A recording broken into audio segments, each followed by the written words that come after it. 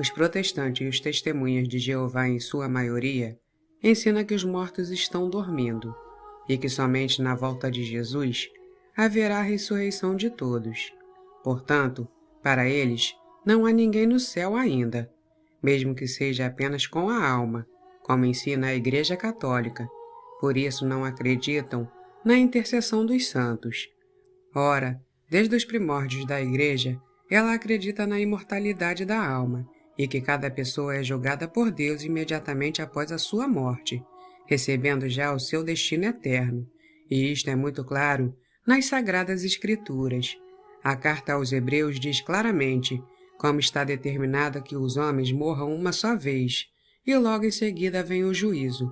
Hebreus, capítulo 9, versículo 27.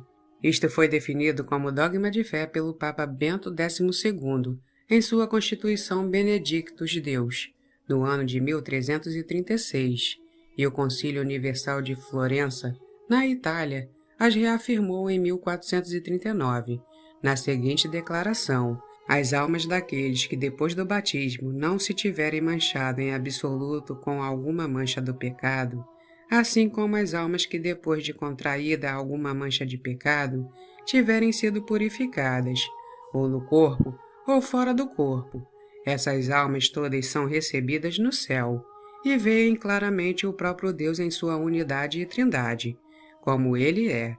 Umas, porém, vê mais perfeitamente do que as outras, conforme a diversidade de mérito de cada qual. Quanto às almas daqueles que morreram com o pecado atual e mortal, sem demora são punidas no inferno por penas que variam para cada qual. O Concílio Vaticano II, pela Constituição Dogmática Lumen Gentium, confirmou esta doutrina, até que o Senhor venha na sua majestade e todos os anjos com ele. Mateus capítulo 25, versículo 31. E até que lhes sejam submetidas com a destruição da morte todas as coisas. Primeira carta aos Coríntios, capítulo 15, versículo 26 ao 27. Alguns dos seus discípulos peregrinaram na terra, outros já passado dessa vida, estão se purificando, e outros vivem já glorificado e contemplando claramente o próprio Deus, uno e trino, tal qual é.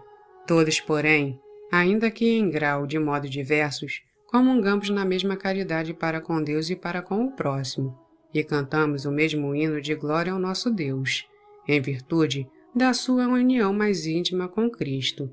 Os bem-aventurados confirmam mais solidamente toda a Igreja na santidade, enobrecem o culto que ela presta a Deus na terra e muito contribui para que ela se edifique em maior amplitude. Primeira carta aos Coríntios, capítulo 12, versículo 12 ao 27. Porque já foram recebidos na pátria e estão na presença do Senhor. Segunda carta aos Coríntios, capítulo 5, versículo 8. Por ele, com ele e nele, não cessam de interceder em nosso favor junto ao Pai. Apresentados os méritos que, por meio do único mediador entre Deus e os homens, Cristo Jesus. Primeira carta a Timóteo, capítulo 2, versículo 5. Na verdade, a solicitude fraterna dos bem-aventurados ajuda imenso a nossa fraqueza. Em Mateus, capítulo 10, versículo 28, Jesus diz: não temais os que matam o corpo, mas não podem matar a alma. Pistié, temei antes aquele que pode fazer perecer na jena o corpo e a alma. A palavra grega pistié significa alma. Então, o texto afirma a sobrevivência da alma após a destruição do corpo da pessoa. Em Lucas, capítulo 16, versículo 19 ao 51, na parábola do rico e do pobre Lázaro, Jesus apresenta a sobrevivência consciente tanto dos justos como dos injustos.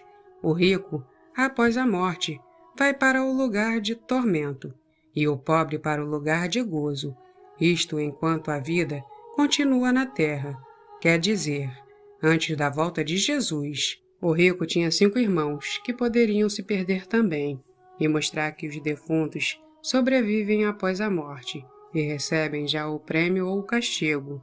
Não se pode dizer que esta parábola é apenas mera ornamentação. Ao contrário, traz um ensinamento religioso e doutrinário fundamental. A ressurreição da carne no último dia, na consumação da história com a volta de Jesus, darão algo mais à felicidade dos justos, cujas almas já estão no gozo da presença de Deus. Essas almas se unirão a seus corpos ressuscitados e viverão na plenitude de suas pessoas. A ressurreição da carne completará a ordem e a harmonia que a alma santa já desfruta após a morte.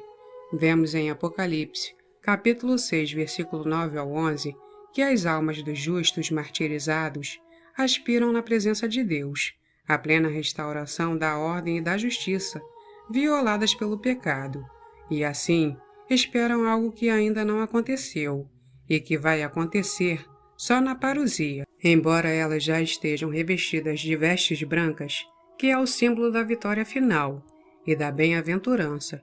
Continuam a acompanhar nossa história, aguardando com expectativa o julgamento do Senhor.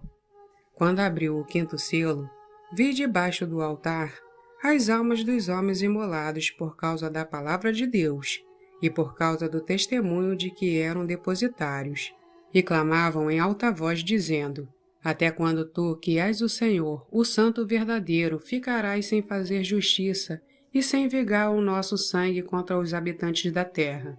Foi então dada a cada um deles uma veste branca, e foi-lhes dito que aguardassem ainda um pouco, até que completasse o número dos companheiros de serviço e irmãos, que estavam com eles para ser mortos. Apocalipse, capítulo 6, versículo 9 ao 11.